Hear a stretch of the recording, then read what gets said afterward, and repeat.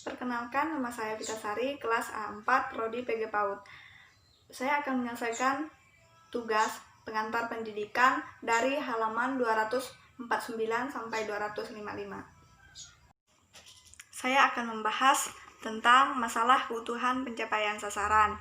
Masalahnya, apakah sistem pendidikan kita memberikan peluang demi terjadinya pengalaman-pengalaman tersebut? Kelihatannya banyak hambatan yang harus dihadapi, antara lain A. Beban kurikulum. Beban kurikulum yang sudah terlalu berat. Misalkan kurikulum 2013, kebanyakan siswa mengeluh beban pelajaran yang harus dipelajari menjelang ujian berlangsung, sebab ia harus mempelajari beberapa mata pelajaran yang berbeda untuk satu mata pelajaran. 2. Pendidik efektif sulit diprogramkan secara ekspesif. Yang dimaksud di sini adalah pendidikan sepanjang hayat.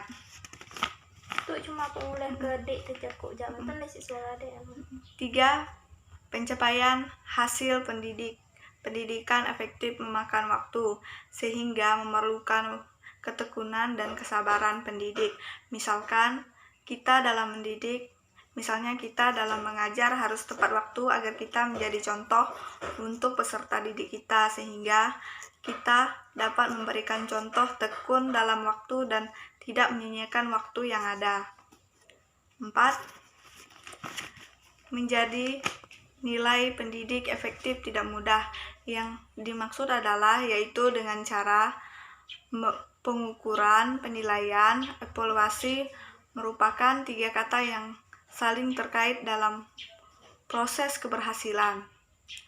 Di dalam nilai, peserta didik misalkan memberikan soal-soal yang untuk mengukur kemampuannya. B. Masalah kurikulum. Konsep dasar 1984 juga memiliki kelebihan karena adanya keleluasan antara lain disediakan aneka belajar, misalnya pensil, buku, pensil warna, buku gambar. Contohnya. 2. Adanya program inti yang sifatnya nasional untuk persatuan nasional. Misalnya, saya di sini mengambil contoh, bela negara adalah tanggung jawab kita sebagai warga negara. 3. Adanya program pusat dan program daerah, muatan lokal.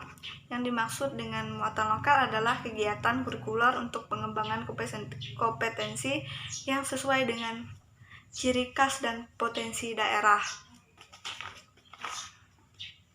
C. Masalah peranan guru. Masalah peranan guru beraneka ragam. Dari belajar dapat ditemukan di luar dari guru seperti perpustakaan, taman bacaan, museum, toko buku, media massa, lembaga-lembaga sosial, orang-orang pintar, kebun binatang, alam, dan lingkungan sekitar. Melakukan kegiatan pendekatan manusia yang lebih intensif dengan murid-muridnya. 1. Pelayanan kelompok, yaitu bimbingan dan konseling yang harus memungkinkan siswa memperoleh kesempatan untuk pembahasan dan pentasan permasalahan yang di dalamnya.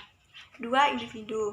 Individual adalah merupakan unit terkecil pembentukan masyarakat. Individu berarti juga bagian terkecil dan kelompok masyarakat yang tidak dapat dipisahkan lagi menjadi bagian yang lebih kecil. Contohnya, satu keluarga terdiri dari ayah, ibu, dan anak. 3. Kelompok adalah kumpulan manusia yang memiliki kesadaran bersama akan keanggotaan dan saling berinteraksi. Tujuannya adalah mewujudkan penerapan nilai-nilai sosial yang ada dan dibutuhkan dalam suatu masyarakat. 4. Mendorong. 5. Bekerja sama. Artinya adalah salah satu usaha bersama antara orang, perseorangan, atau kelompok untuk pencapaian tujuan bersama. 6. Menumbuhkan rasa percaya diri. adalah, misalnya saya mengambil contoh, relax, merupakan standar yang ditetapkan orang lain. 3, memperbaiki penampilan. 4, memperbaiki diri, selalu berpikir positif. Setiap orang mempunyai kelebihan dan kekurangan. 7, coba dan lakukan. 8, harga diri dan tanggung jawab. Misalkan dia tidak bisa mengatasi masalah yang seharusnya masalahnya merupakan tanggung jawab dia dan dia lalai dalam menjalankan tugas tersebut. Contohnya dia disuruh mamanya beli sayur ke pasar, tapi dia tidak pergi ke pasar, malah pergi ke rumah temannya. Demikian presentasi dari saya.